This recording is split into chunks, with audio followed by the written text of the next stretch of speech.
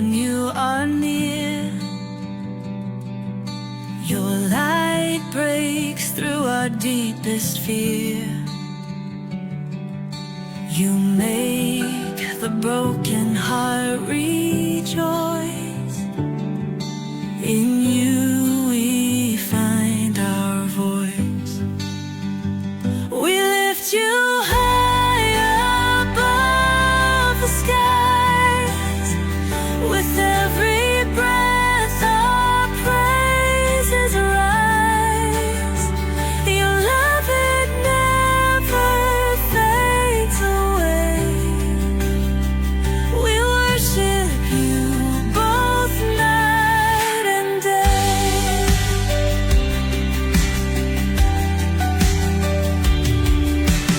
Chains are broken in your name. In you we are never the same.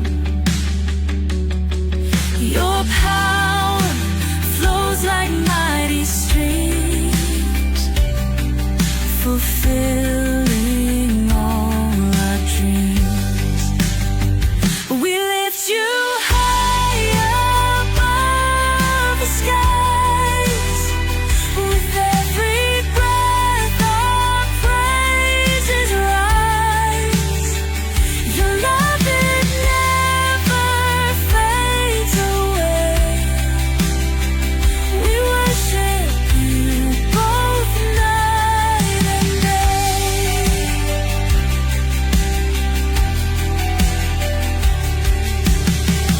Your name is power, life, and peace.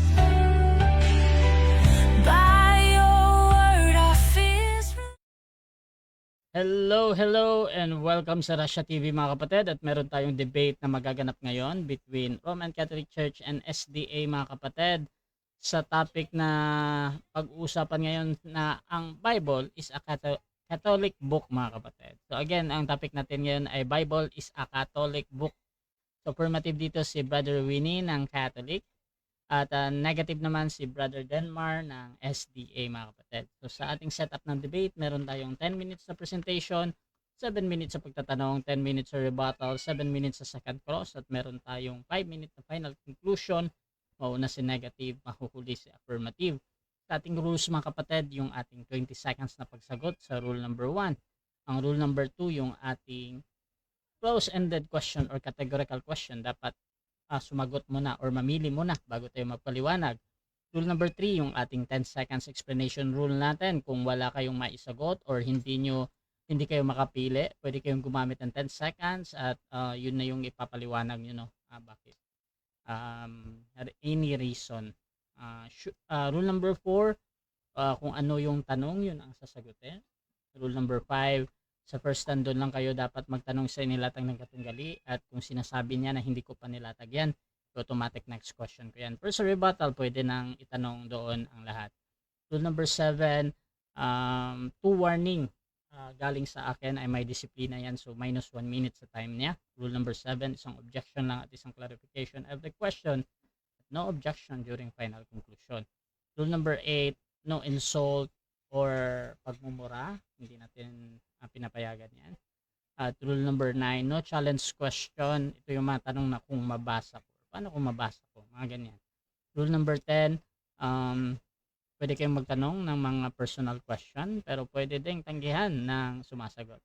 Rule number 11, 7 minutes lamang akong maghihintay pag ma-disconnect ang ating debater. Rule number 12, bilang moderator, may kapangyarihan akong magtakda ng bagong rules kung ito lang ay kinakailangan. Rule number 13, bilang tagapamagitan, ako'y nagsisilbing tagapangasiwa lamang ng debate na ito. At hindi ako responsible sa anumang pananaw, paniniwala o pahayag ng ating mga debater. Ang mga sagot at opinion ay pananagutan ng mismong nagsasalita. Hindi rin ako mananagot sa anumang hindi pagkakunawaan, pagkasira ng relasyon, iba pang epekto dulot ng debate na ito. So by the way mga kapatid, kung nga pala si Russia Vista mga kapatid, ako ay isang Catholic, one of the member ng Templar of Truth, at ako po yung tatayong moderator, streamer, timer sa debate na ito. So sumasang-ayon ba ang ating affirmative sa lahat ng nabanggit? Brother, po nung last na first presentation will be longer, 15 minutes. Parang okay naman si brother 15 minutes the presentation. I agree. Okay. So, Brother Winnie, medyo nawawala lang yung boses mo, bro. Possible mas ano ko, um volume ko. sige, mas ayan. Siguro yung ano siguro yung boses ko lang. Okay ba? Okay na? Oo, sige. So, ganyan lang. So, mga Okay. kapatid, 15 minutes to no, sa presentation. So, agree ba ang ating negative din doon? Yes, I agree. So mga kapatid, before natin simulan ang ating debate, syempre gusto ko muna silang magpakilala sa ating audience. Unahin natin ang ating affirmative. Pakilala ka kapatid. Good day, good evening sa Pilipinas. No? Ako po ang iyong kapatid, si Brother Winnie, isa pong Katoliko at isang nurse by profession. At ako ay isang tagapagpul ng paniniwalang Katoliko, katotohanan. Member ng Peterman Society. At sana iyo po ay bigyan ng grasya ng Diyos malinaw at bigyan ng katotohanan. Amen. Okay, at ako din tayo sa ating negative. Okay, good evening mga kapatid. Ito po ang inyo pong manita lingkod, Brother Denmar Santiago. Tatayo sa panig ng Seventh-day Adventist at in submission, in respect sa ating 28 fundamental beliefs, nawa ang inyong masumpungan lamang sa debating ito ay ang katotohanan at hindi ang self-glorification ng bawat isa mga kapatid. No? To God be the glory and God bless us all mga kapatid. Okay, mga kapatid, please share yung ating live streaming ngayon or pwede kayo mag-comment at highlights at followers kung gusto nyo yung mga ganitong pag-uusap. So mga kapatid, simulan na natin ang ating debate at again, ang ating topic ngayon is Bible is a Catholic book. 15 minutes para sa yung presentation, Brother Winnie ng Catholic. Your time start. Okay. Again, God bless and may God be glorified in this activities, especially on the Word of God, yung canon of Scriptures. Tayo naman ay we claim that the Bible is a Catholic book, primarily because the Catholic Church gave us the right canon of the Old Testament and the New Testament scriptures. We do not claim na ginawa ng Catholic Church na inspired ang mga books, yung 27 books at saka Old Testament books, because we know that when they were written, these books were prodded by, it was inspired by the Holy Spirit nung ito isinulat. So, ang Holy Spirit basically is the primary author. Kaya, the moment that they were written, they are inspired scriptures. Then, we should know na yung background nito, na yung mga books na to, ay nung panahon ng, let's say, sa Old Testament, there were more than probably more than 100 books, scriptures, 100 books that were written. But sa Old Testament, dito tayo magkakatalo dito sa number at ano yung mga tawag dito, ano yung mga books na to. So it's a question of which authority. Okay? Sa New Testament naman, ganun din. There were more than 27 books in circulation in the 2nd century, 3rd century, 4th century. Then the question is, alin dito yung mga tunay? Okay? It's not a question na nung kinanonize ng Catholic Church ito ay naging inspired scripture sila. No, that's not the case. The case is that when they were written, the inspired writers were inspired by the Holy Spirit. So, yung rule ng church is that to point to us with certainty kung alin ang mga Old Testament scriptures ang inspired. Kung alin yung mga 1st, 2nd, 3rd century books ang inspired. So we know that even in the time of, let's say, in the time of Jesus, there were different sects of Jews, just like the Essenes, just like the Samaritan Jews, just like the uh, Pharisees, Sadducees, and other sects of the Jewish community. So they are different communities. Then even the Pharisees themselves, they have two factions, yung Shammai at Hillel, which they are disputing. There are at least 4 or 5 books kung alin yung, kung ito ba ay mga inspired scriptures o hindi. Do they defile the hands or they don't? So in like manner, sa New Testament, even in the 4th century, there were still, let's say the 3rd century, there are still differences, although mainly yung mga Kristiyano, they have the core of it. Pero there are other books that were still in disputes. There are more than 10 books that were in dispute doon sa New Testament na dapat sana, sabi nila, nandun. Then, now, alin ang mga ito? We'll give an example. Yung mga disputed books na hindi napasama, just like Shepherd of Hermas, yung Apocalypse of Peter, yung iba pa. Iba naman yung mga disputed books na napasama sa New Testament scriptures. That means that they belong to it, just like 2 Peter, 3 Peter, 3 John, Revelations, letters to the Hebrews, Epistle of James, and Epistle of Jude. So, kailan yung na-determine with definite authority dito? This happens in the council of the Catholic churches, the Catholic Church, basically. Yung mga council dito is the Council of Rome, Council of Carthage, Council of Hippo. So they are different councils, although these are what they call local councils. They become like they become the standard, they become the norms of the church. So makikita dito na the Catholic Church maintain this 73 books, yung 27 books of the New Testament at 43 books naman sa Old Testament. So dito saan mo natin makikita na makikita natin dito na, o kaya we can say that with certainty the Holy Spirit guided the church to give us the canon of the New and Old Testament scriptures. So ano ba yung sinasabi meron dito isang protestante, sabi dito ito yung book, The Origin of the Bible. Sabi dito,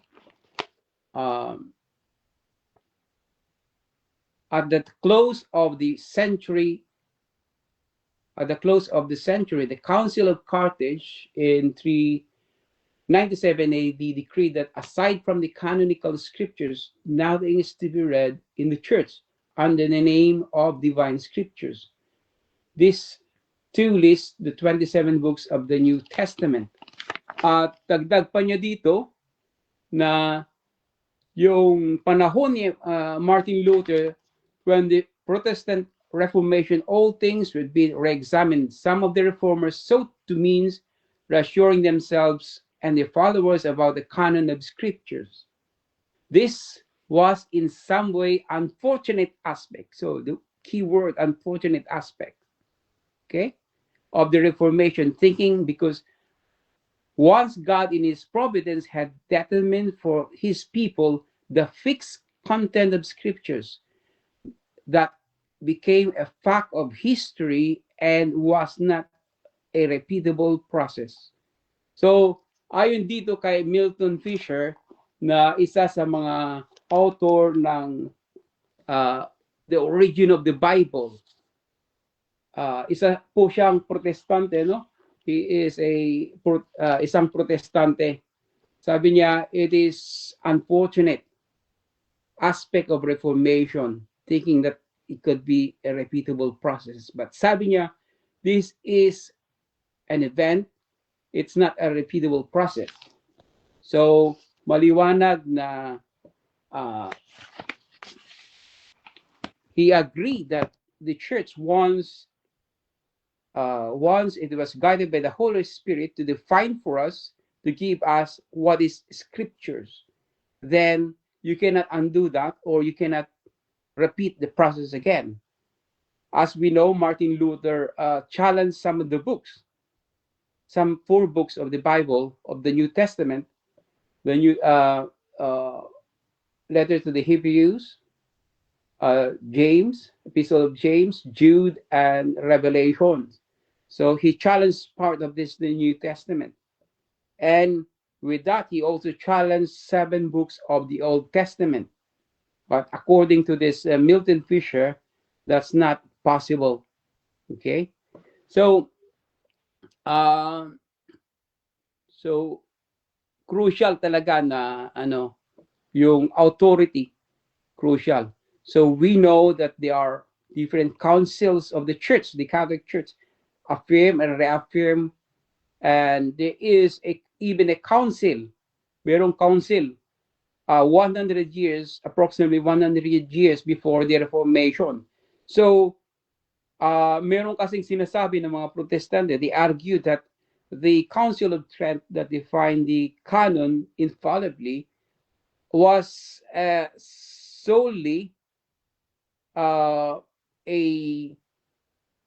they call reactions, but it is not.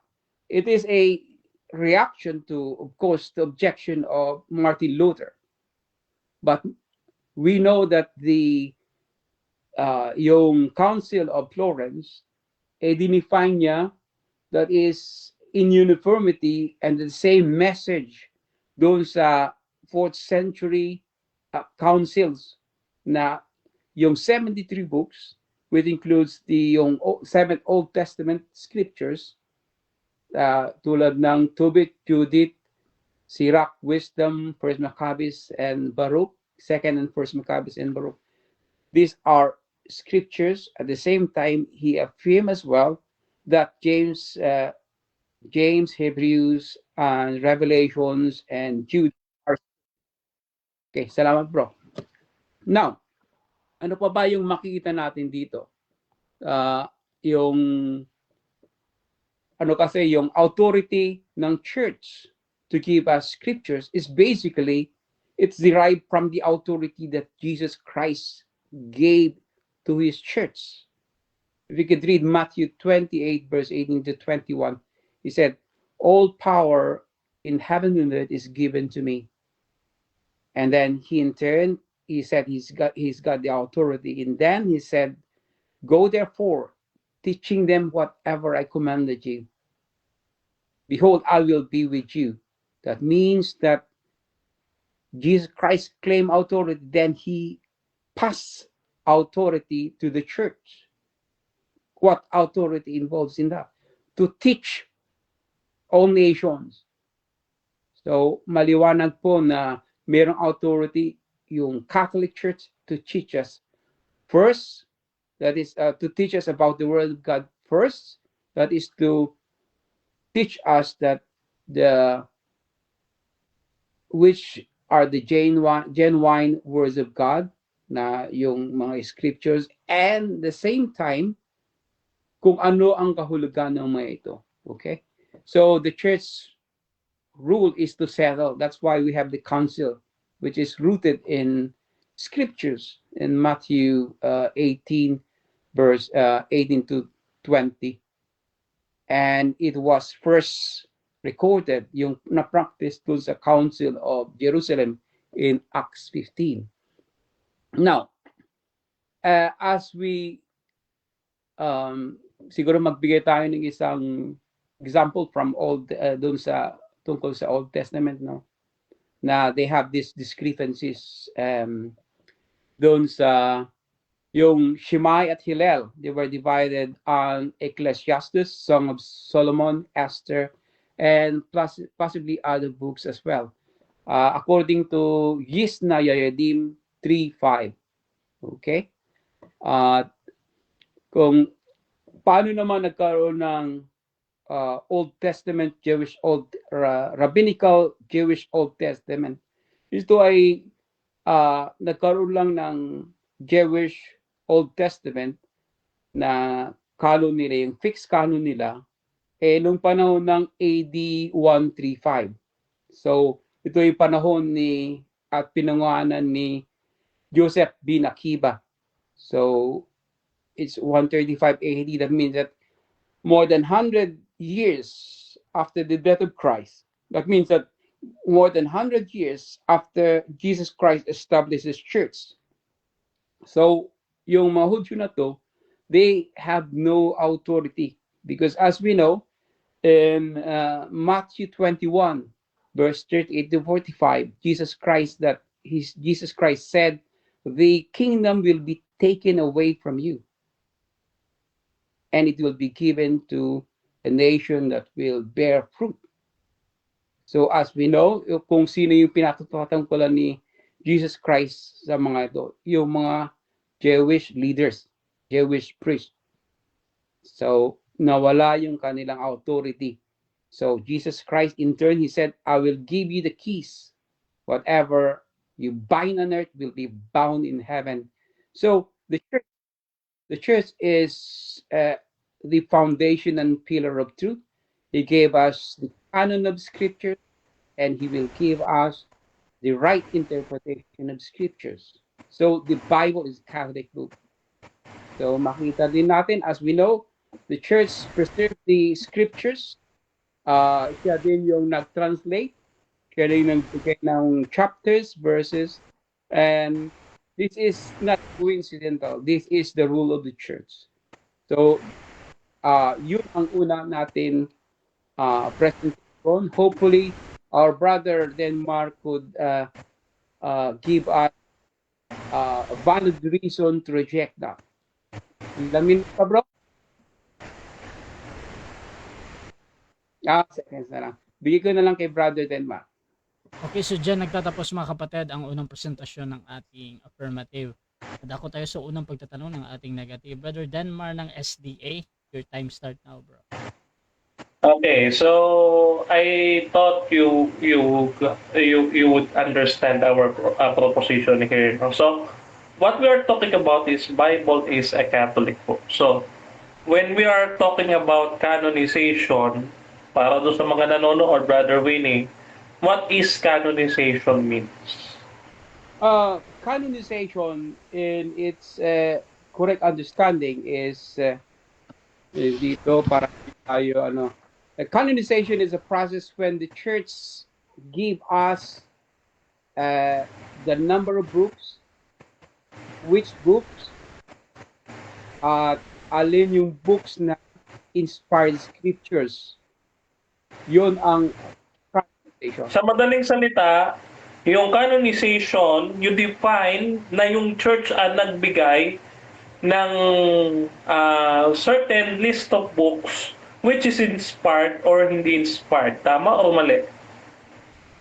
Pakiulit yung last words. Again, yung definition mo, nagbigay ka ng definition ng canonization na yung church ang nagbibigay ng list of books which is inspired o hindi. Tama o mali? Tama. Because before there were different what they call this lists. There are different lists, just like moratorium list, the fragment of moratorium list, Marcion, yung iba pang fathers, Mellitus, they have different lists. Okay. Kailan ba nagkaroon ng authority yung books? Before nag-exist yung Catholic Church or after or during nag-exist yung Catholic Church?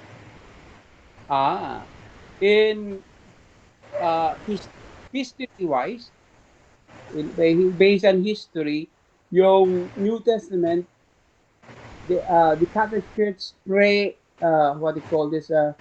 The Catholic Church existed prior to the New Testament writing. Doon sa Old Testament, of course, the Catholic Church wasn't existed yet until Jesus Christ established it. Okay, so you mean naging inspired or naging authoritative itong books during or after the existence of the Roman Catholic Church? Please confirm. Ang ganda ng tanong. Ito yung sagot. Those inspired writings were already inspired the moment they were written, because it was the Holy Spirit that actually guided them to write. So it is a matter of choosing it's a matter of recognizing which scriptures are inspired. So that is the role of the church, because there are more books in existence. Okay, next question. So ibig sabihin, as we define canonization, ang church ang nagsabi that this list of books are inspired. However, they are inspired na pala before mag-declare ang church. So which is which ang totoo? Inspired na siya nung dineclare ng church or before pa siya i-declare ng church? As yung sinabi ko sa unang sa presentation ko, those writings were already inspired. But the fact that there are disputed books, the fact that there are more than 300 books that was supposed to be inspired, that is the role of the church. Kung titignan niya kung yung alin ang genuine, alin yung totoong inspired. That is the role of the church. Okay, ulitin ko You define canonization kanina. Mhm. Ang sabi mo, the church confirms that this list of books are inspired. Yep. However, in the other time, you said so that they are inspired before the church confirmed that these books are inspired because they are written by the Holy Spirit.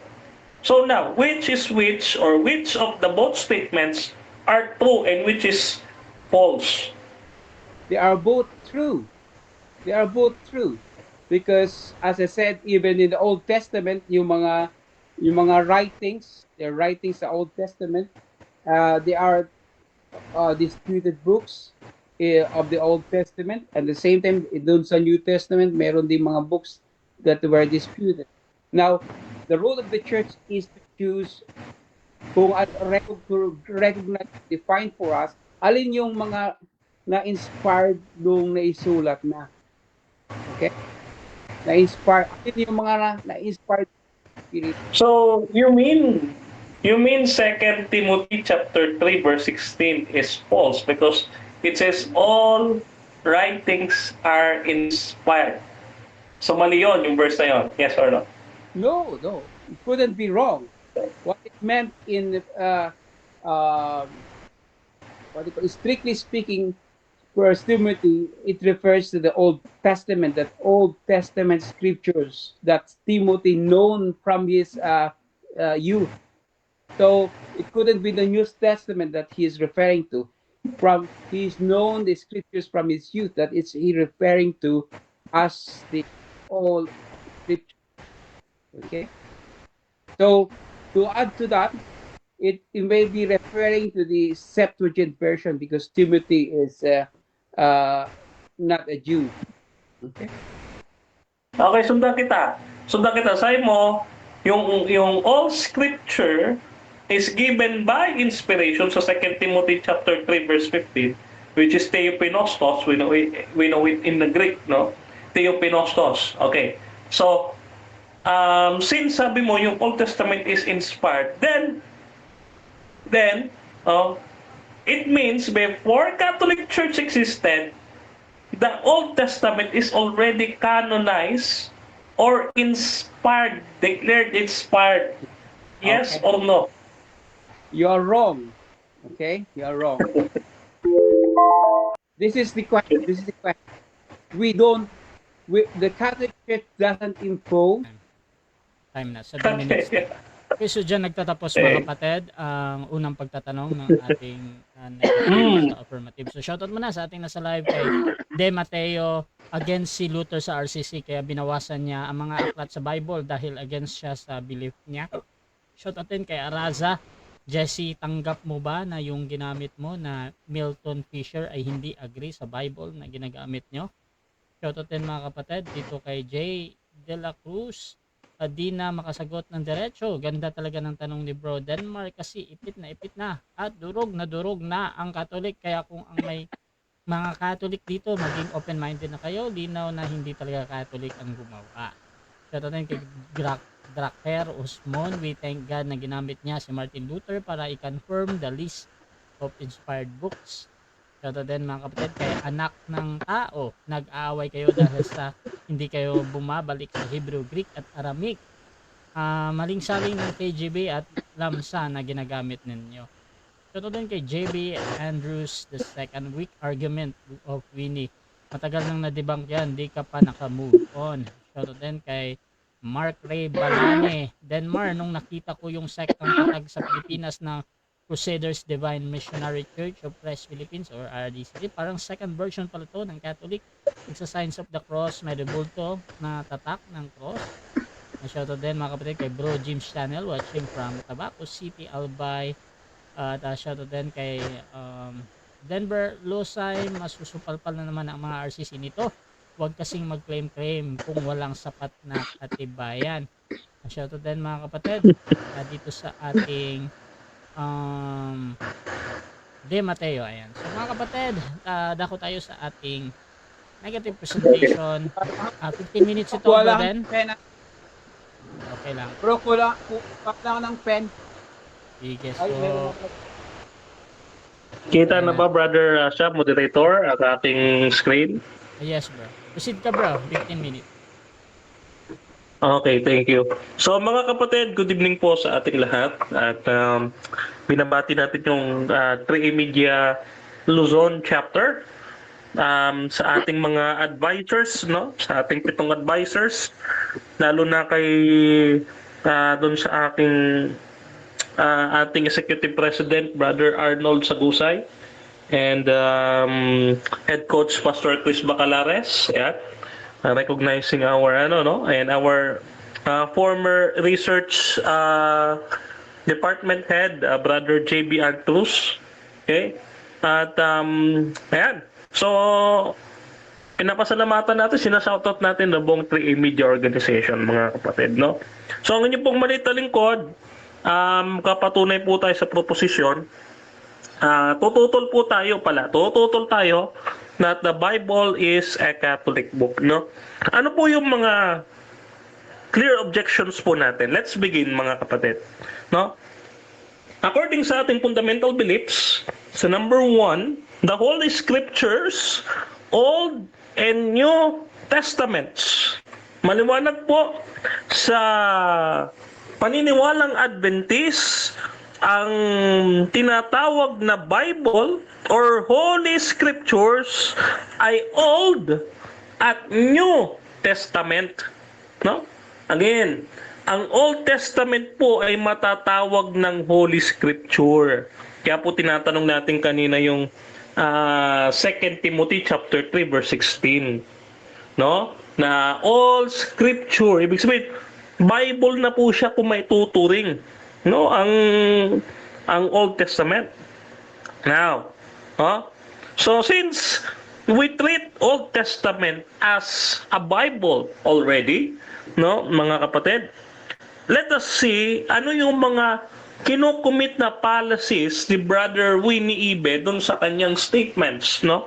So the fallacious proposition problem is number 1, saying that the Bible is a Catholic book. No? Bakit? This is how they argue. Number 1, the Catholic Church authored the Bible. No? Number 2, only the Catholic Church can interpret it. And number 3, Protestants own their Bible to Roman Catholicism. This proposition contains multiple fallacies. Ano po yung mga fallacy na yan? Number 1, category error fallacy. No? So, ang claim nila is authorship versus canon recognition versus custodianship, no? So, custodianship, no? So, ganito po siya, mga kapatid, no? Ang authorship, when you say authorship, the scripture was authored by prophets and apostles, all Jews or early Christians. So the canon recognition, the process, ito yung tinatanong natin kanina, process of canonization occurred across various early Christian communities. Hindi lang po sa Catholic, no, hindi lang sa Roman Catholic. Okay? The custodianship, hindi lang sila ang nag-preserve, no? Merong Assyrian Church, merong Eastern Orthodox, may Oriental Orthodox, even Jewish community. So therefore, calling your Bible as Catholic, this will be lead to category error fallacy. Okay. Number 2, false cause, post hoc ergo propter hoc fallacy. What do we mean by this? Sabi ni Winnie, because the Catholic Church later recognized the canon, therefore it created the Bible. No, that would be an error. Why? The Church did not create the inspired writings. It merely recognized texts already regarded as authoritative by early Christian. Ibig sabihin, tinatanong ko nga siya kanina, kailan naging authoritative? Kailan naging inspired ang mga books ito? He said, the Old Testament was already inspired before the Catholic Church was born. No? So, therefore, if we considered Old Testament as a Bible and the Old Testament predates Roman Catholic Church, then we have already inspired writings or a canonized Bible already. No? So, ayan ho ang naging problema. No? Ano pa? No? Hasty generalization fallacy. No? Kaya nga kanina tinatanong natin yung authority, no? Kailan ba nagkaroon ng authority? Okay? So, ano yung hasty generalization? Yung formation ng canon, no? Katulad po nito, the Councils of Hippo and the Council of Carthage, they are a local council, not even ecumenical council, but they are a local council. Hindi sila universal binding, no? Gagamitin ni Winnie yan for sure, no? They are not universally binding, no? So then Eastern churches, no, katulad ng mga early church fathers, they list the books that should be in the Bible, no? Ganun din yung iba't ibang churches. So, to say that the Bible is a Catholic, it ignores the Eastern contributions, and also, it makes a Western and Latin-centered generalization na para bang, mali itong sa Eastern, 81 books. Kami lang, yung 73 lang. Okay? So, eto nga po ang problema. No? So, sabi nila, they become the Catholic Church in the time of Jesus Christ. They were not. Because the Roman tradition in 20 to 25 years of Episcopate of Peter in Rome is what? A colossal chronological mistake. According ito sa Knights of Columbus, page 22 to 23 na sinulat sa aklat na The Papacy Expression of God's Love ng Catholic Information Service, no?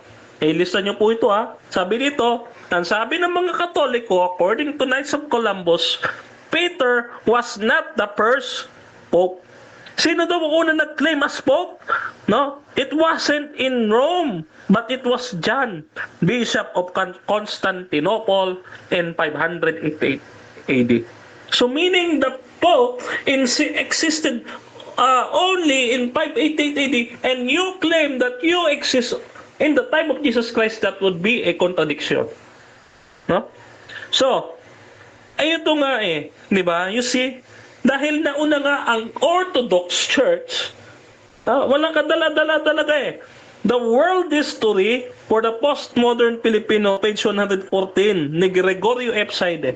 The Orthodox Church is the oldest branch of Christianity, older than the Roman Catholic Church.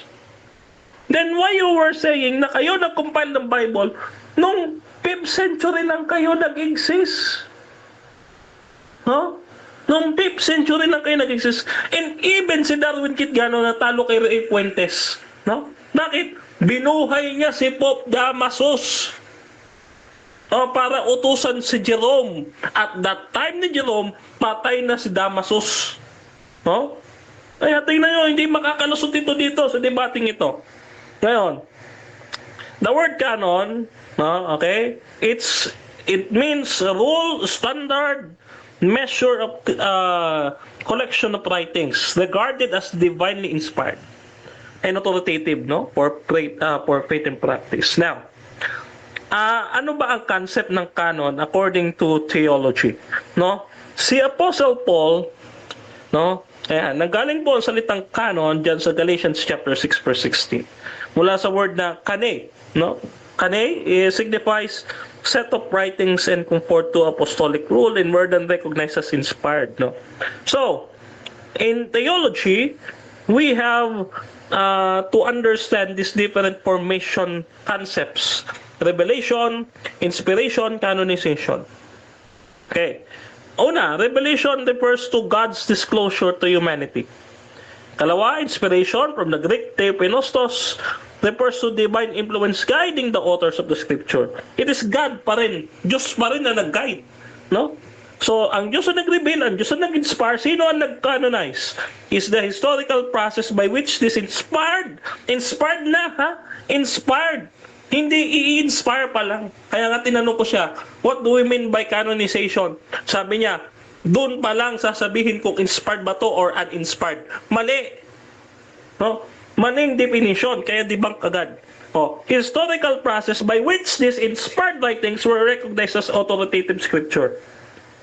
Now, so, sabi dito, no, the revelation, while revelation and inspiration are divine acts, canonization is providently guided human recognition. The canon, therefore, is not imposed upon Scripture but inherent in it. The Church did not confer authority. Bakit? Kasi they acknowledge the authority that the books already possess by virtue of their divine origin. You don't canonize. No? You don't canonize. You just acknowledge. You don't canonize, you just acknowledge. No? You just acknowledge. Now, according to Bruce, no, the church did not create the canon. She came to recognize, to discern that the canon which had been given to her. No? So, ni-recognize nyo lang. Ito yung Bible. Ito yung Bible na nila that time. You don't canonize. Again, you do not create the canon.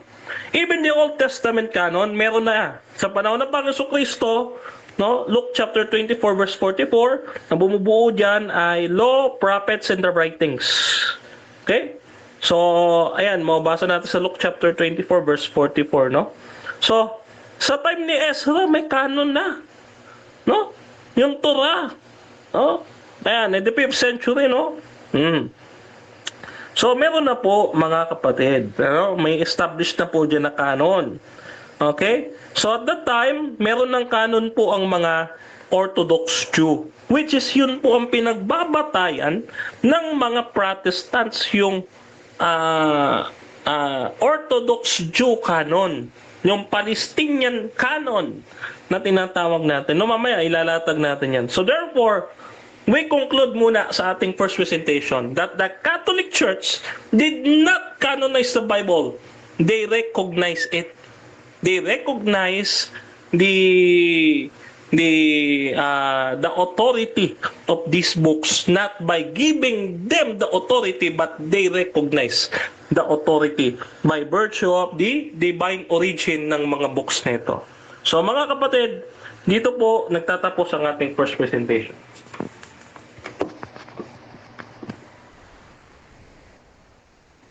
Tako tayo sa first cross ng ating affirmative. Brother Winnie ng Catholic, your time start now, bro. Okay.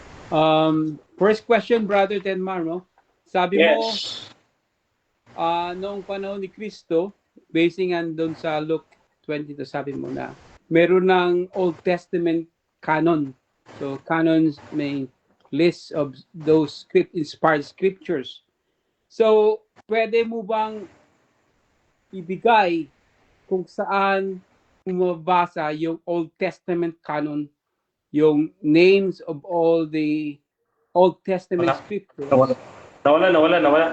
Pakiulit So, ako. reset, brother, Pakiulit. yung time ko, ha? Please Ulit repeat. na. Please repeat. Reset. Okay. You claim that there is already in existence Old Testament canon in the time of Christ. Now, can you give me evidence or proof naming the contents of that canon of scriptures, Old Testament canon scriptures? Okay. Meron po. Okay. Ito po ang patunay natin. Mabuti na itanong niyo po yan. Ito po. Ito po yung kanya nilalaman. Okay. Mabuti na itanong yan. Wait lang ha. Okay, share natin sa iyo. Okay. Okay. Sige, next question na muna. Next question. No. Or same question pa rin. The same question. Okay, proceed. Okay, the same question. The same question ha. Okay. So ito. Ito yung gusto kong gusto kong ilabas ito. Wait lang ha. Siguro dapat mamaya na ito. Ito. Brother Rasha. Yes. Brother Asha, Okay. ano lang. Bro, running time yan, bro. ha? Evidence. Running time yan. Evidence Magsastop ako. indicates that the Protestant canon Next question. is the true canon. Next question na. Okay. 20 seconds. Pangatlong question, the Oh. same thing. I'm not asking about the Ito. the opinion of this. I want evidence that is written in the first century stating the Old Testament canon as 66 book. Again, this is my evidence, no? Ang evidence ko yung gamit ng Palestinian Jews. No? Ano ang nilalaman yan? No? First and Second Samuel, First and Second Kings, First and Second Chronicles, Ezra and Nehemiah, no? And then also including the Torah, no? The Torah, the 39 books of the Hebrew Bible, Wait lang. except Next question. the Apocrypha. Objection. Objection, proceed, time stop. Objection, time stop. I want this one to be Proceed, clear. proceed.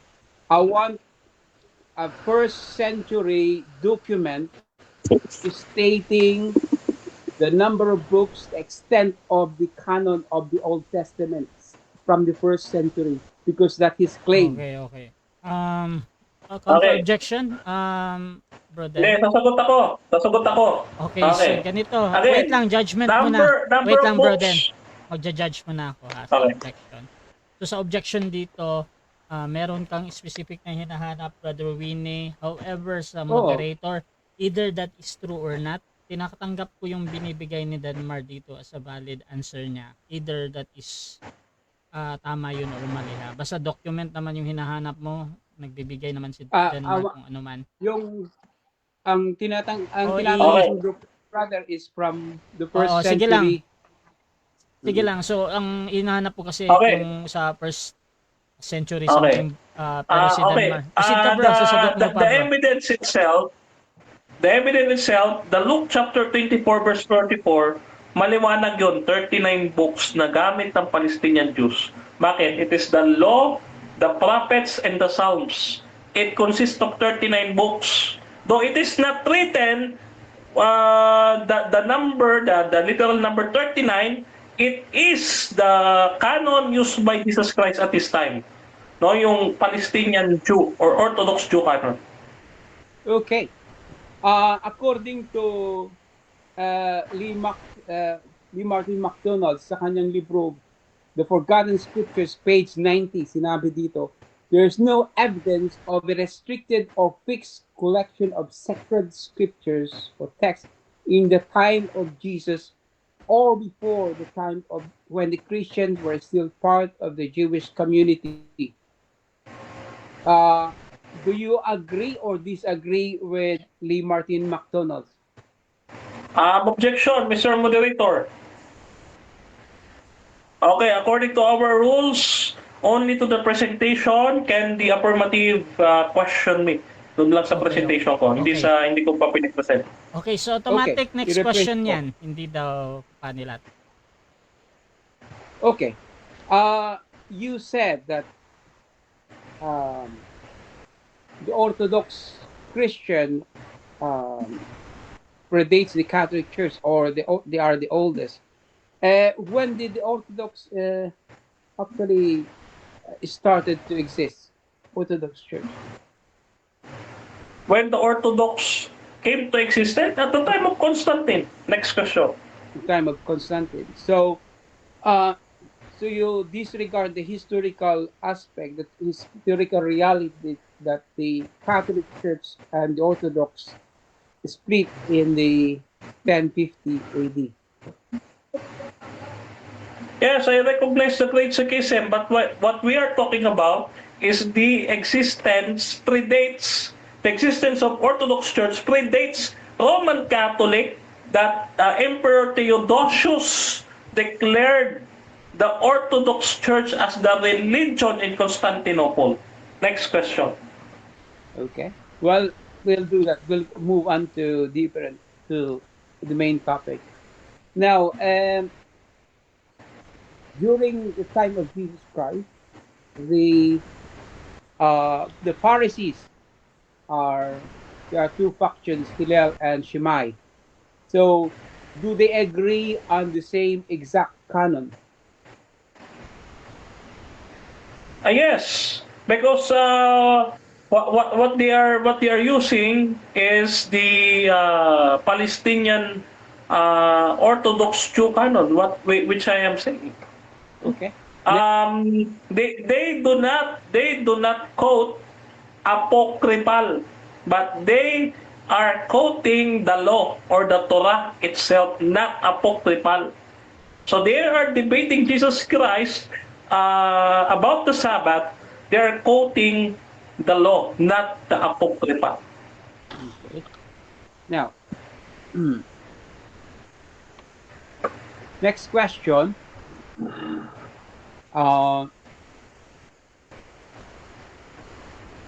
The Sadducees, the Samaritans, Essenes are all Jewish. So, do they believe in the same 39 books?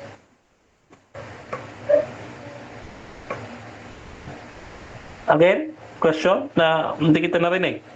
Yung mga Sadducees, Samaritan Jews, Essenes, at saka yung mga Pharisees, they are all Jews. Do they believe in the same 39 books? Yes, partly, yes. Because they have also other list of books, which I am believing, itong Palestinian Jews or itong Orthodox Jew, hindi yung SNS, yung sinasabi mo Sadducees, no? Hindi sila yung pinaniniwalaan ko. You are falling to a strawman argument here. 7 minutes time. Now, Strawman. 7 minutes time. next Time na. time na? Oh, yes po. So, Okay. dyan nagtatapos ang first stage na ating debate. So, shoutout muna kay Arazag, Jesse, mali na naman si Winnie, kay McDonald. Shoutout din kay De Mateo, Protestant term nga ang apocryphal, ang RCCD Protestant. Shoutout din kay Draker Osmon. Sabi niya, apocryphal books is not accepted by rabbinic Jews, but the biblical of Roman Catholic is mayroong apocryphal book. Shoutout din kay Pastor Philemon. Si Jesus nag-quote ng mga OT writings only, and Jesus never quote apocryphal book. Shoutout din kay Albert Hinkel, walang close canon. Yes, pero may canon na. Shoutout din mga kapatid dito kay Sir Ross Cloud, RCC Credit Grabber. Shoutout din kay Remy Derecho, hahaha, authority. Sino nagbigay sa inyo ng authority? Diyos. Tapos nang sinulat ang old and new bago lumitaw ang ikar, patawa. Shoutout din mga kapatid dito kay Okay. So mga kapatid, tuloy-tuloy tayo dito at rebuttal, Brother Winnie ng Catholic. Your time start now. Okay, maraming salamat again. Makita natin na si Brother Denmar is hindi niya naintindihan ang canonization at saka inspiration. Yung inspiration, as we know, is when the Holy Spirit inspired a writer to write scriptures. That is what they call the inspiration of the Holy Spirit guiding people to write inspired scriptures. Canonization is a process wherein tinitiyak, dinidefine kung alin ba yung mga books na inspired by the Holy Spirit. Yun ang process of canonization. So, tinitignan niya kung alin yung mga, gaya ng, for example, coins. Yung mga coins in existence na yung coins. Pero yung iba, let's say, peke yung mga ibang coins. Okay? Tapos, na-mix sa mga genuine. So, it is yung process na pagpili kung alin niya ba yung mga genuine treasures at saka hindi genuine. Ganun po yun. Hindi po ginawa, yung canonization is not making them inspired. So, he's mixed up with this one. Now, we can prove from history, even the time of the apostles, even the time of Christ, that Jesus Christ actually used the Old Testament. Tingnan natin ko yung Old Testament na na si Jesus Christ gumamit ng parts of the Deuterocanon. So dito sa basahin natin sa isang hindi ko to opinion but is from expert opinion. Ito sabi niya dito na doon sa isang protestante na si Dobney, use of apocrypha in the Christian church. Sabi dito, again, our Lord possibly condensed to follow out and expand in his sermon on the Mount of saying of Tobit 12:8. Prayer is good with fasting and alms and righteousness.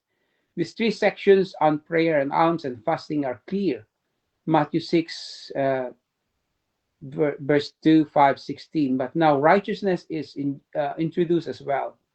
A strong authority, thus making a complete parallel with Tobit. So that is the use of Apocrypha, page 16. So, isa pa dito, the same thing, yung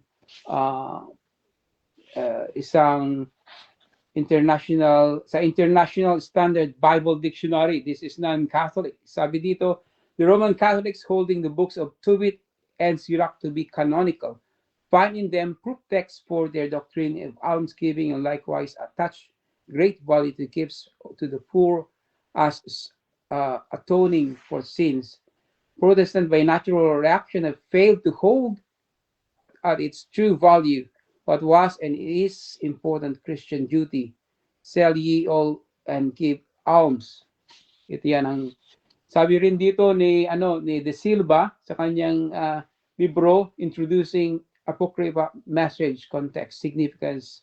Sabi dito, the most noteworthy connection between Tobit and the New Testament center on the teachings concerning alms found in both Raphael and Jesus assume that prayer, fasting, and almsgiving will be part of life of righteousness. So maliwanag dito, actually, even kahit nga si Ellen G. White gumamit ng Apocrypha hanapin ko yung message dito.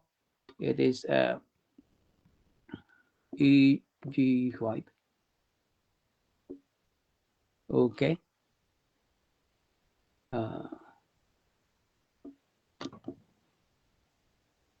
Okay. But patutunayan ko later na sinasabi niya na let's go back doon sa kanyang ibibigay ko mamaya yung reference kung saan ginamit ni Ellen Gold White yung kanyang Deuterocanon. Now, ayon sa Jewish Encyclopedia na sinabi ni Rabbi Akiva, siya ang nag-decide ng Old Testament canon ng mga Jews. That is in the year 135 Sabi ko nga, yun ang sinasabi ni Denmark na Palestinian canon. Wala pong such thing as Palestinian canon in the time of Christ. Maliwanag po. Sabi dito sa Jewish Encyclopedia, basahin natin.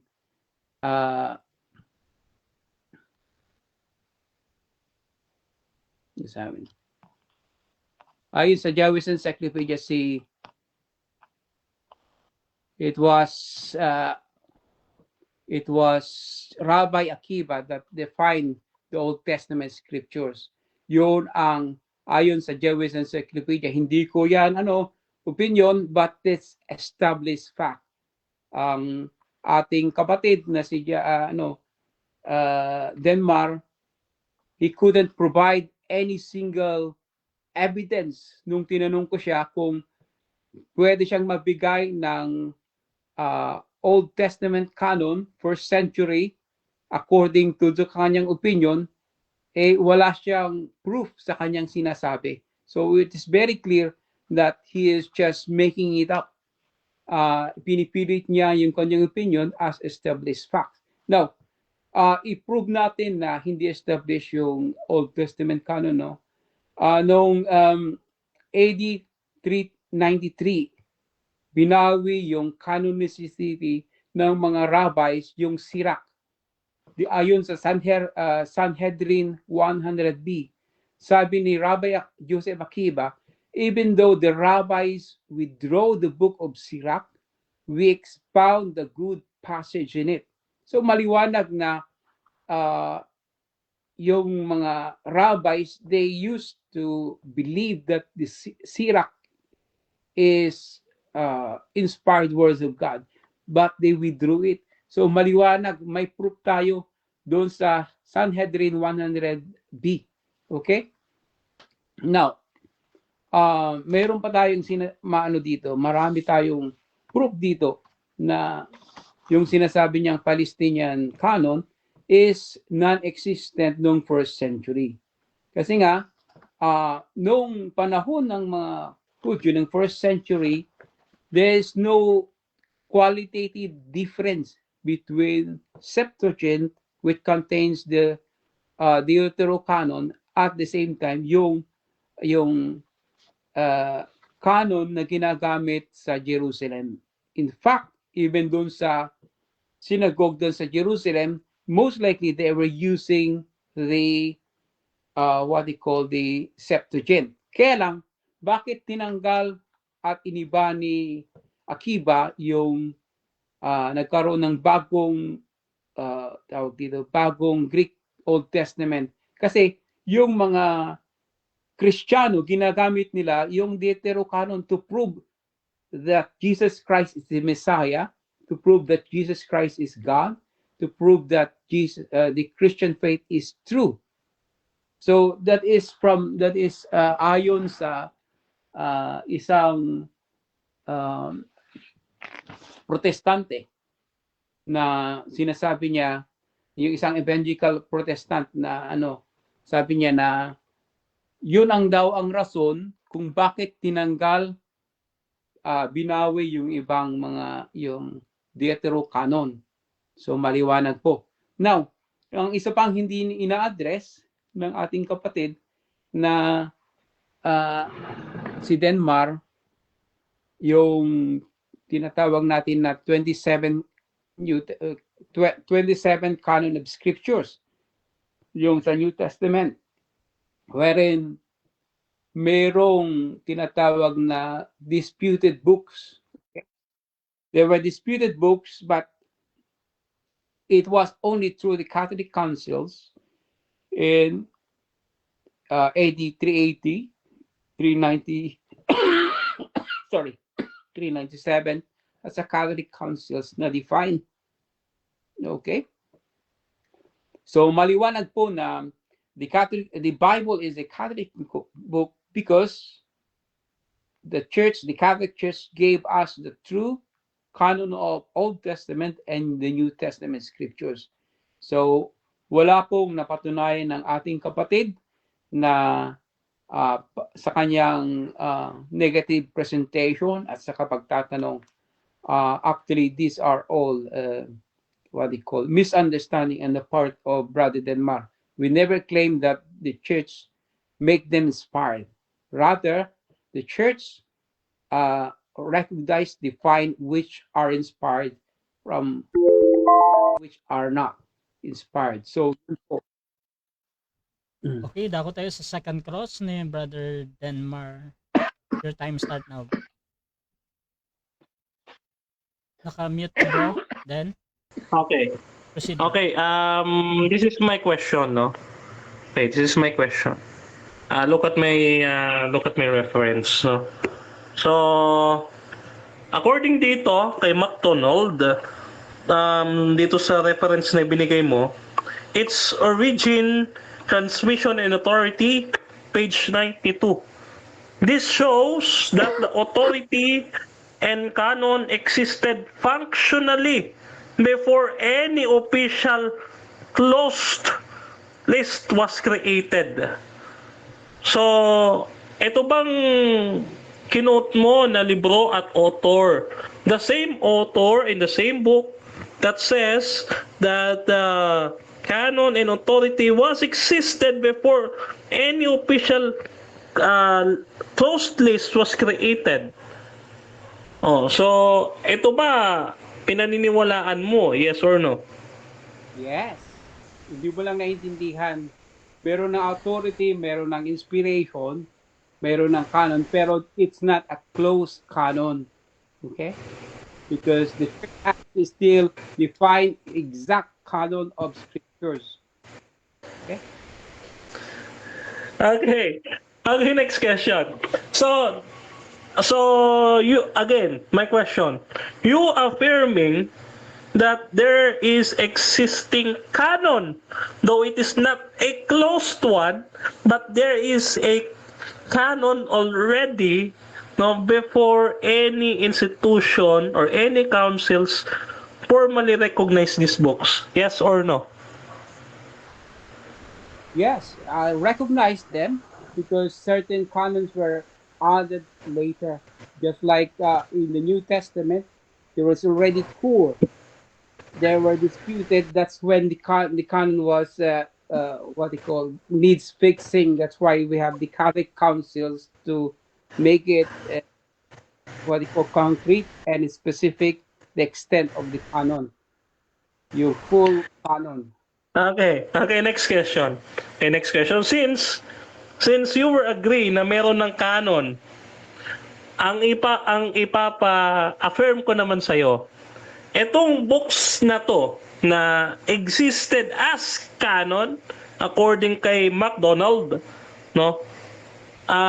Affirm please to me or to the audiences, affirm that meron na silang authority and inspired na sila bago sila i-recognize sa mga councils na ito. Are they? Yes or no?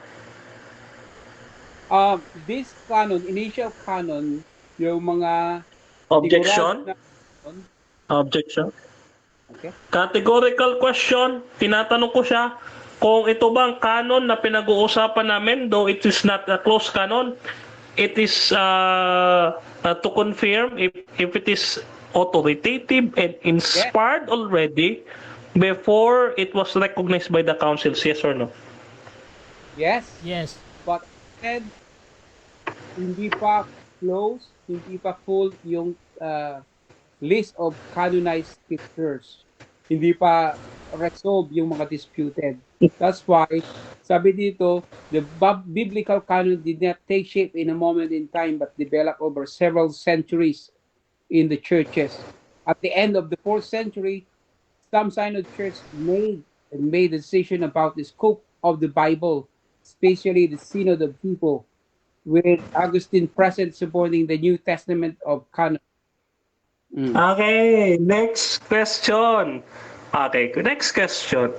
Okay. So, you are also admitting na hindi talaga dineclared as authoritative and inspired kasi they are already authoritative and inspired before it was recognized. So, ang ginawa lang ng councils is to recognize these books. Yes or no? The ang ginawa ng Catholic Church Objection? Objection? Categorical question. These councils do not give an authority and inspiration, but only to recognize these books.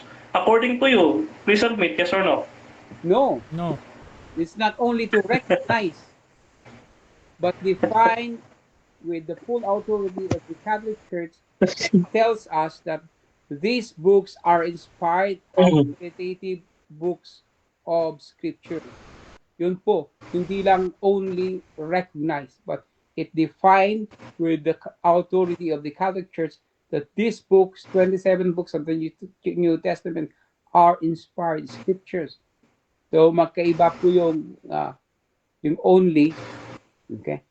Okay, according sa Romans chapter 3 verse 2 NIV, much in every way, first of all, the Jews have been entrusted with the very words of God. Question, na-recognize na ba ng mga Jew ang mga books nito na kinonfirm ni Lord Jesus Christ sa Luke chapter 24 verse 44 according sa binasa kong Romans chapter 3 verse 2? Of course, the oracles of God were with the Jews. That is past tense. Okay? But as Martin McDonald and the rest of the Bible scholars, they recognize that the extent of the canon was not fully defined in the first century. Okay. Now, next question. So, this Luke chapter 24 verse 44, tanong ko, is this what we can call the canon or hindi pa? That is partial canon kasi sabi nga dito, it develops over the centuries. So, nag-develop din as just like the Old Testament and the New Testament, the same thing. Okay. Next question. Okay. According ulit kay McDonald. Okay. According ulit kay McDonald, no, dito sa librong binigay mo. According to your book, okay. It says here, nilagay ko dito sa aking screen. Please do see. Sabi dito, according sa kay McDonald, page 78 to 79, no, the law of Moses and the prophets and the Psalms reflects the threefold division of the Hebrew Scriptures. No? So, do you agree with McDonald that the threefold division is already what we call Hebrew Scriptures or Hebrew canon? Yes or no? That's not accurate. The fact that it's so... Okay, so dako tayo mga kapatid. Isagutin ko na rin. Hindi na, 7 minutes running time yan. So, dyan nagtatapos mga kapatid ang second cross ng argument negative. So, dako tayo sa kanyang rebuttal, Brother Denmar. Yes, yes. Set Okay. lang yung screen, bro. Proceed, bro. Oh, ayan, I am very happy, no? Oh, sa second cross, no, mami na si Brother Winnie Ibe, no, na inspired na pala ito at authoritative na yung books before it was recognized by the councils, no? That was a very good answer, Brother Winnie, no? So, let's go to the New Testament canon, no, which I would focus now, no? Ayan, okay. So, the New Testament, no, it is composed to 30 to 67 AD, no? Unang-una diyan yung Pauline epistles followed by synoptic gospels and other epistles, no? So, sabi dito ni Geisler, according to him, the canon began with divine revelation and ended with divine confirmation to apostolic authority, no? Sino na-confirm? Si Luke, no? Many have undertaken to draw an account just as they were handed down to us by those from the first were eyewitness and servants of the Lord, no? Yan. So, ayan yung recognition from the apostles, no? Okay? Now, at the end of the first century, the collection of authoritative na ha, authoritative na siya kasi ginagamit na siya ni Jesus Christ, no? So at that time, The earliest known canonical list, thank you to Brother Winnie, he gave it Muratorian fragments. So meron na palang canon, no? No, so long before the Catholic Church existed in the 5th century, there is a canon, no? Against heresies by Irenaeus, it is not possible that the Gospels can either more or fewer in number that they are, for there are 4 zones of the world and therefore 4 pillars of the Gospel, already recognized by Irenaeus. No? So Church Fathers, no, Guy Clement of Rome, Ignatius of Antioch, Polycarp, no? Ayan. So they view that these books of the New Testament are already authoritative and ecclesiastical use. According to MacDonald, the canon emerged not by decree but by discernment. The writings used in worship and teaching became the recognized scripture of the church. No, kailan yan? 1st century, sa panahon pa lang ng Church Fathers, no? Ayan, so, yan yung hinahanap niyang reference, no? Puntaan natin, ecclesiastical confirmation. So, in this ecclesiastical confirmation, no?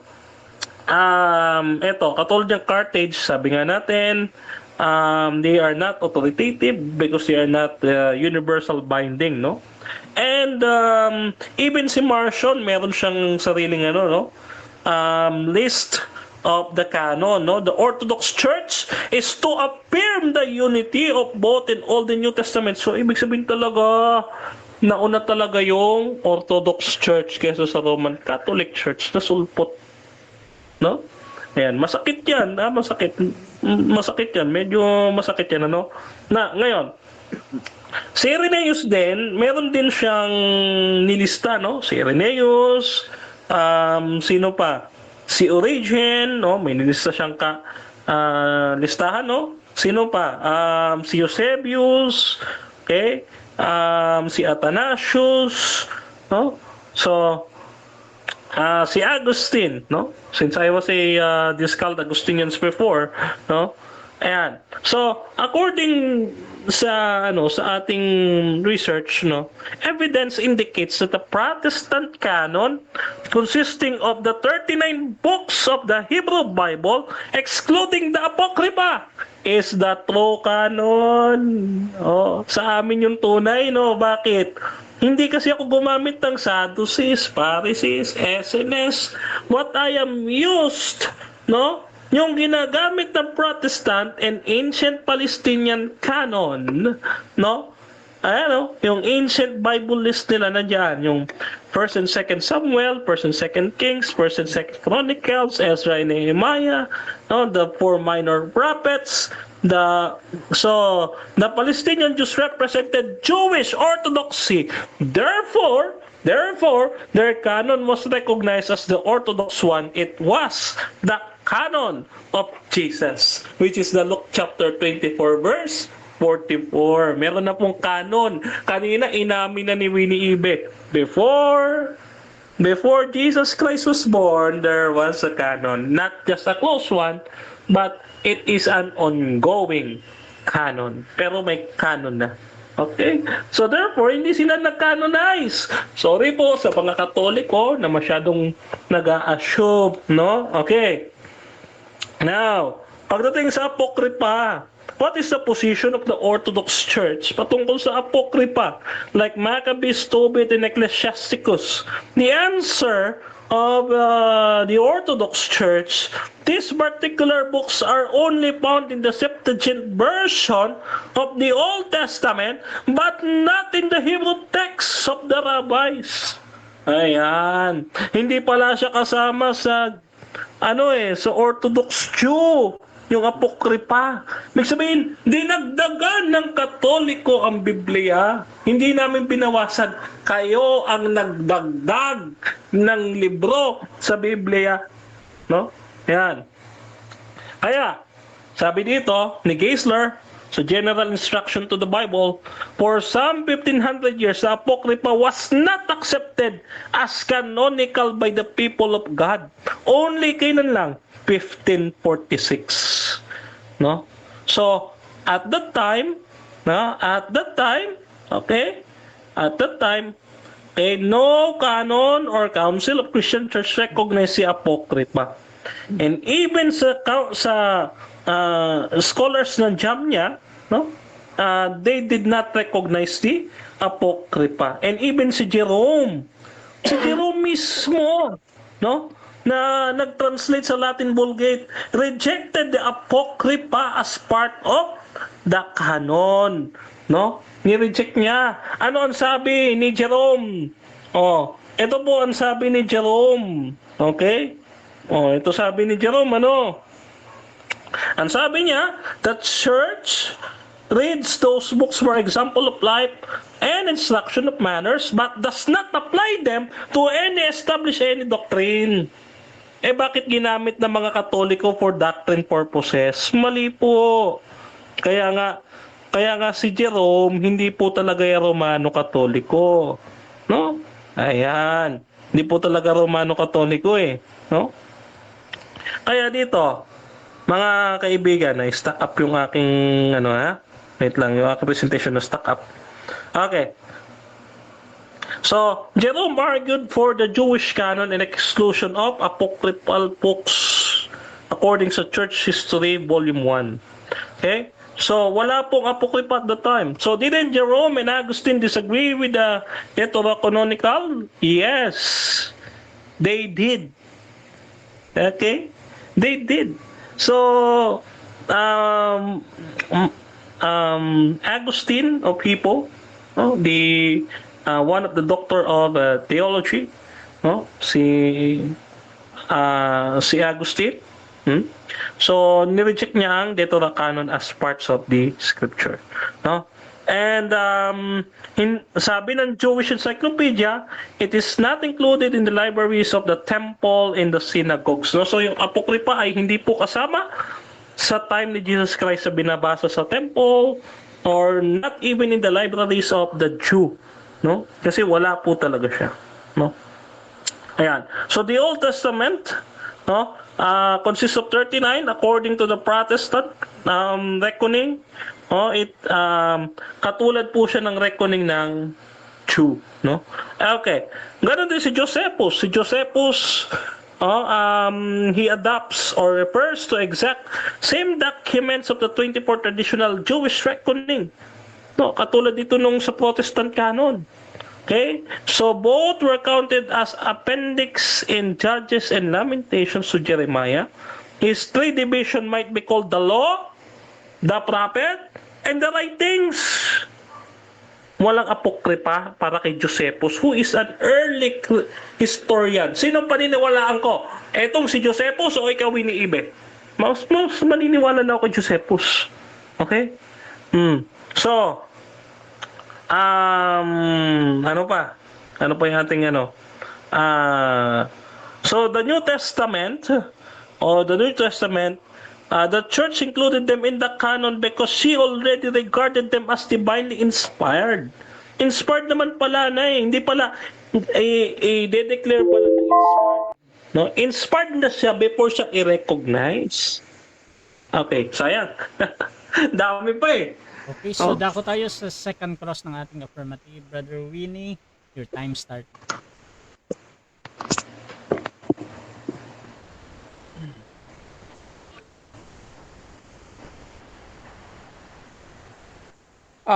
Ako na pala.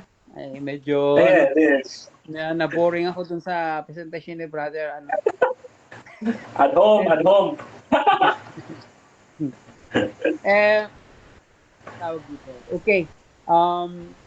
Since na gano siya sa Jewish Encyclopedia. So tinatanggap mo, brother Denmar, na si Akiba, according to Jewish Encyclopedia, pinaniniwalan mo kasi yung Jewish Encyclopedia, na siya yung establish ng canon, rabbinical canon of scriptures. Yes or no? No, because I don't read that. No, I cannot testify or I cannot witness to any document which I did not read. No, especially when you quote it, when you misrepresent it or you cut it. No? Kapag ka dinadaya yung quotation, hindi tayo papayag dyan. Okay? So you don't believe that na ipapasa ko sa iyo nasa ano pa? Sa, Ay, bahala ka, pasa mo. Sa Encyclopedia. Ay, bahala ka, pasa mo. Ipasa ko mamaya kasi Ay, pasa mo. okay, next question. Doon sa sinabi mo na mayroon ng writings kasi sabi mo threefold division. Ang nakasulat ba doon is threefold writings as you threefold division as you said, or yung sinabi lang doon ay Psalm? Doon sa Luke. Threefold division of the Hebrew Scriptures. So ang sinabi And doon, that is the Jewish canon, the Orthodox one. Okay? Ayun yung galing sa Palestinian Jew canon. Hindi galing sa Sadducees, hindi sa SNS, hindi sa Pharisees, Palestinian canon. Yun nga, Okay. itatanong ko ulit sa'yo, yung tinanong ko kanina, can you give me the proof from the first century document, naming all those 39 books as you stated? Yes. Romans chapter 3 verse 2. The Jew already recognized the books that were mentioned by Jesus Christ. That's The Romans law, the tells- prophet, and the Psalms. Bro, that's the Romans mentioned when Saint Paul says that the Jews has the oracles of God. Does it define the 39 books? Yes or no? Yes. Sinungaling. Yes. Yes. Ayun nga yung affirmation ng mga Jew na ina-acknowledge nila that the law, the prophets, and the Psalms were already a canon at the time of Jesus Christ. So, And it was a Palestinian canon, it was the canon of Jesus.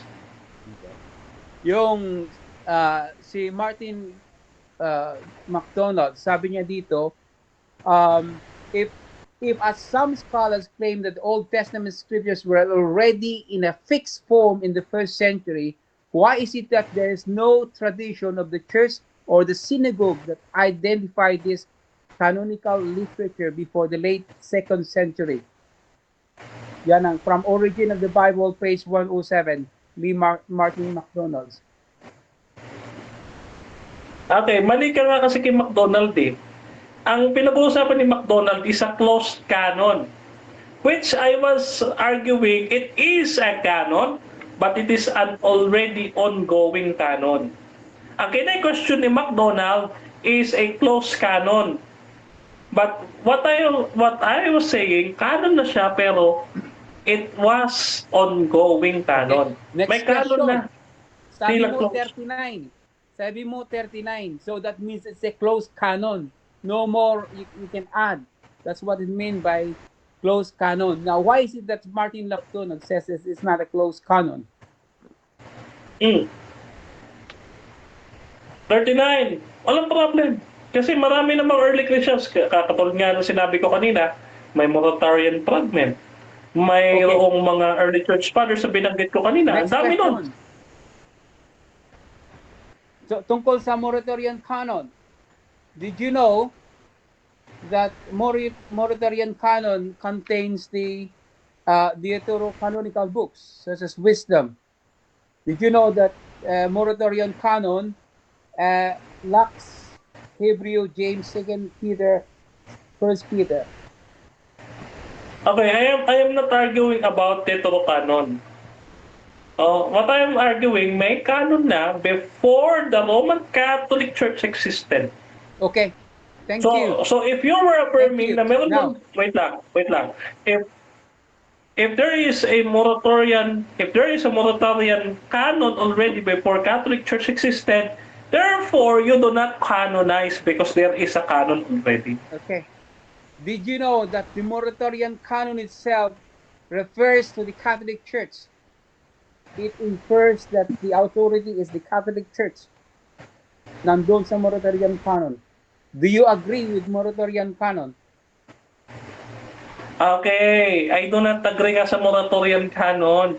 I just list this canon to prove na may canon na before you exist. And about 39 books, no, inire-reveal pa lang sa apostles. Kaya sabi ni McDonald, wala kang mabasa kasi nire-reveal pa lang kasi i-establish pa lang ng apostles. Okay? So, So, no, kaya sa yung Muratorian Canon was about 170 AD. Patay na mga apostol. Ibig sabihin yan, mali yung timing mo, anachronistic. Now, with regards to the New Testament, do you agree with the Muratorian Canon of Scriptures in Muratorian fragment? Okay.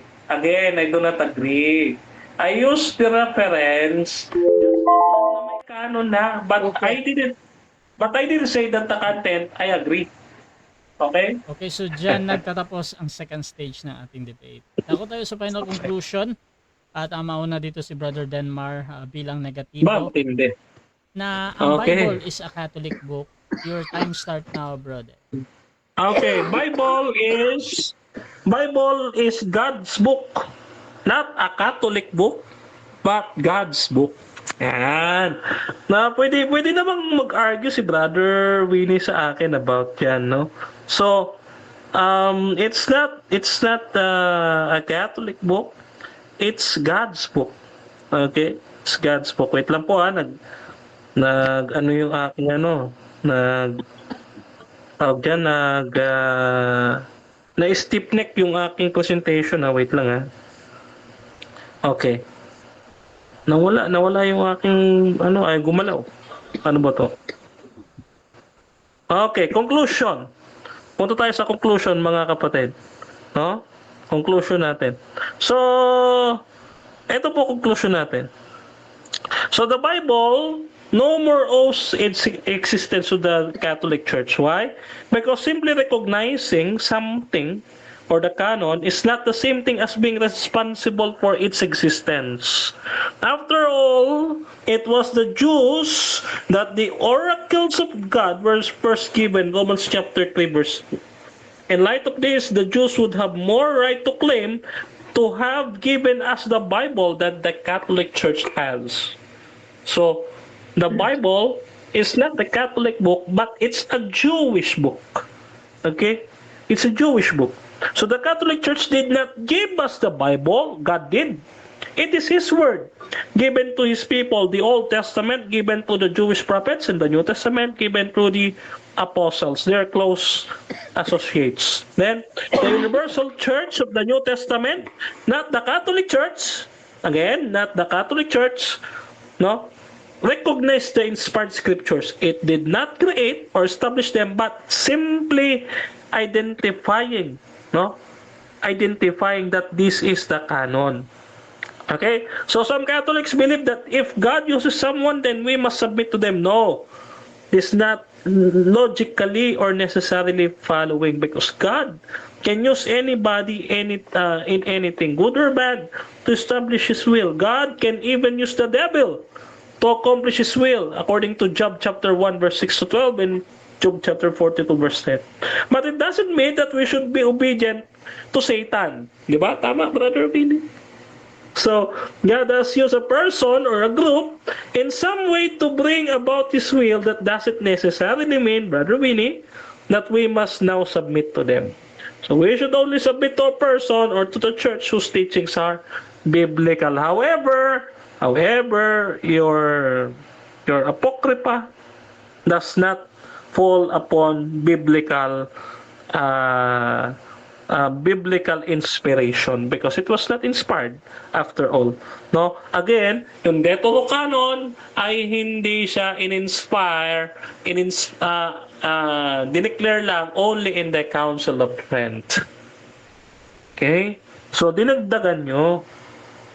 So, writing before the end of the 1st century, according to Clement, no, kinukot niya na yung mga Matthew, Romans, 1 Corinthians, Hebrews, Acts, and Titus.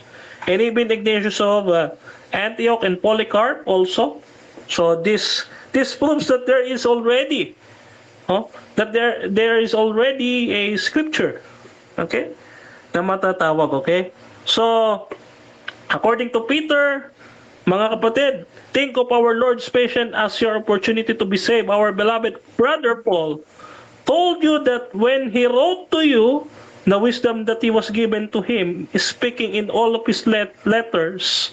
In them, there are some things that are difficult to understand, which the ignorant and unstable distort in the same way that they distort other scriptures, meaning may nasi-circulate ng mga letters ni Paul, no?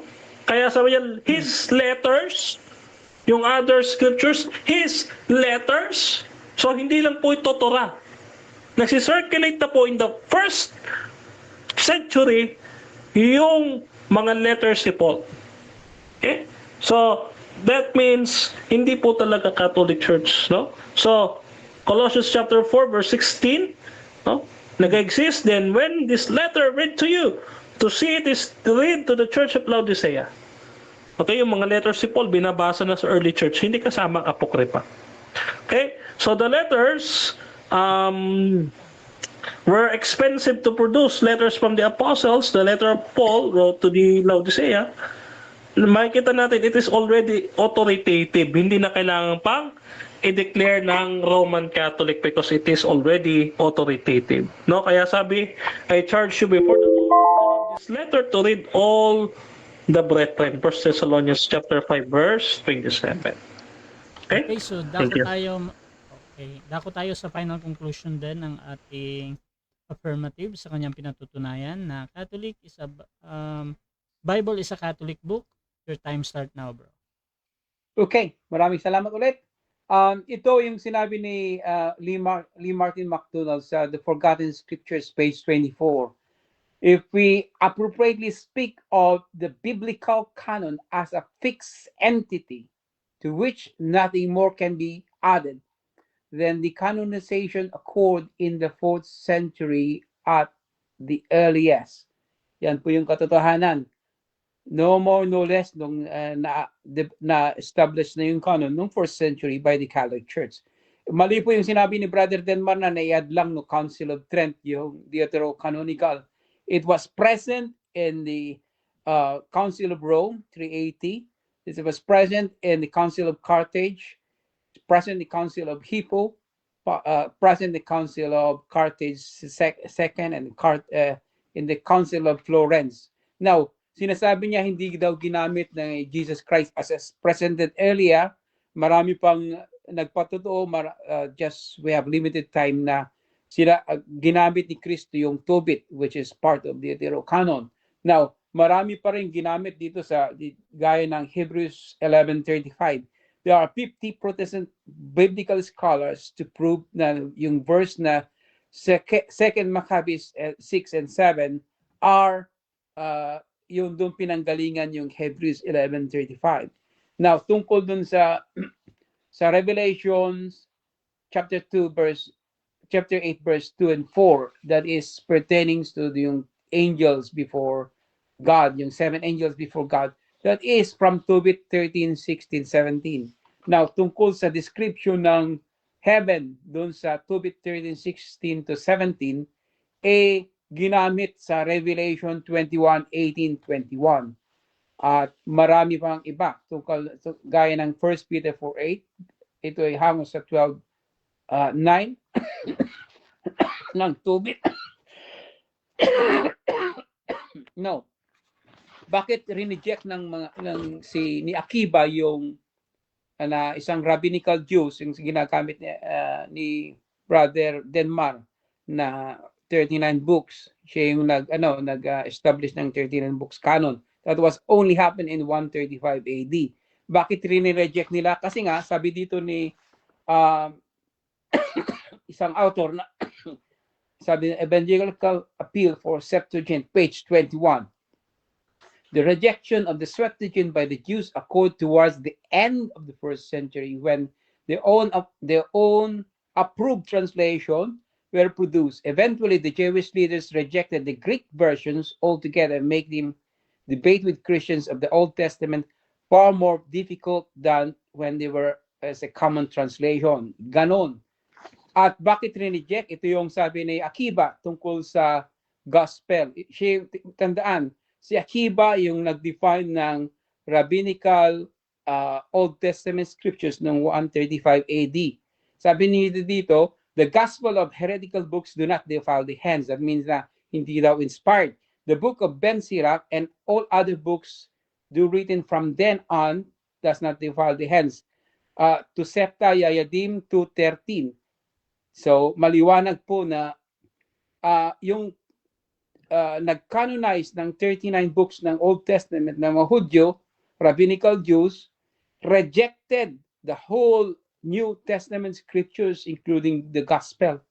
So maliwanag po na yung pag-reject ng Deuterocanonical books, it was related to the idea that they were being used by the Christians to prove the identity of Jesus as the Messiah and God. So maliwanag po yun. So the canonization, as Mr. Lee Martin McDonald's and the rest of the biblical authors, biblical scholars rather, tells us the fact of historical fact na the Catholic Church with its councils defined the extent and with its authority defined for us which are scriptures and which not scriptures. So nasettle yung mga disputed books ng New Testament at saka yung sa Old Testament. So yun po kung bakit natin sinasabi na the Bible is a Catholic book because the Church gave us the true scriptures, yung extent ng scriptures. That's why even si Martin Luther, he acknowledged that without the Rome, we would not know anything about the scriptures. So si Jerome, nag-iba din after the councils. So maliwanag po na the Bible is a Catholic book.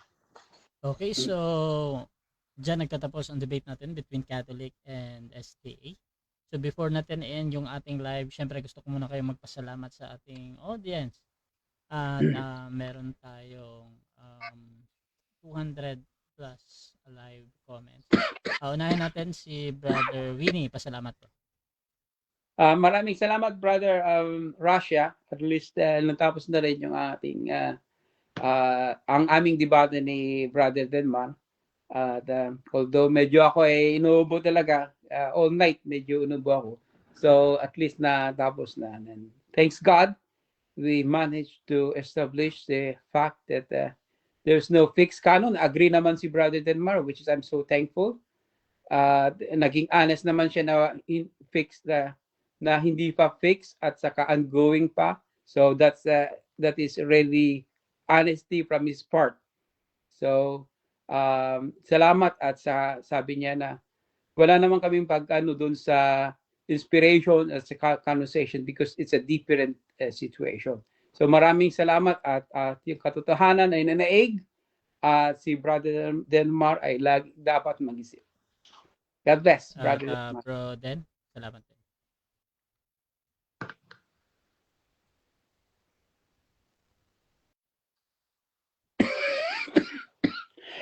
Okay, unang-una, maraming salamat sa ating Panginoong Diyos. Sa Kanya ang lahat ng kapurihan at kalwalhatian, mga kapatid. Lahat ng pasasalamat ay dapat ibalik natin sa ating Panginoon at hari ng ating mga buhay. No? So, ating pinasasalamatan din ang bumubuo sa 3A Media or 3 Angels, Missionary Endeavor, dedicated in action. Yeah. So, muntik ako pa makalimutan yung acronym. 3A Media po, mga kapatid, sa pangunayan ng ating Executive President, Brother Arnold Sagusay, ang ating Head Coach, Pastor Bacalares, at ang ating National Advisors and also ating Chapter Advisors. Diyan po sa Luzon Chapter, no, ating officers and members diyan po sa national and sa lahat ng ating chapters. Hindi ko nababanggitin isa-isa pero maraming salamat.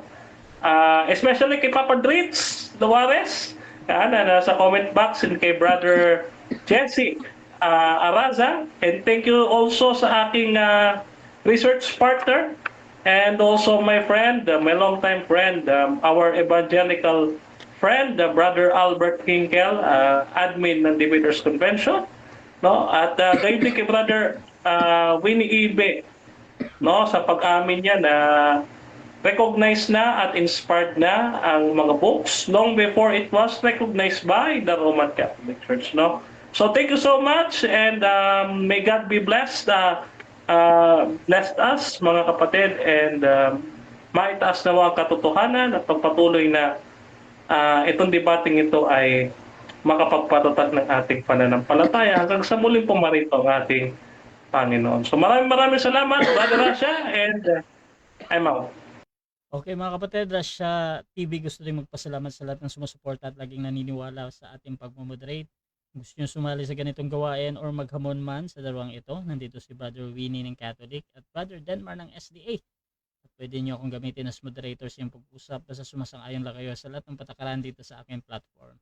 So mga kapatid, please follow yung ating YouTube channel dahil ang debate na ito ay pupunta doon, at please follow me sa aking Facebook, Rasha Vista, at kung gusto nyo magsuri sa Roman Catholic, nandyan si Brother Winnie, you can follow him, meron siyang mga content sa kanyang Facebook. Siyempre si Brother Denmark kung gusto nyo magsuri sa Seventh-day Adventist. So mga kapatid, you can follow them, pwede nyo mag-subscribe kung meron silang mga groups. So yun, maraming salamat mga kapatid. This is Admin Rasha ng Rasha TV, and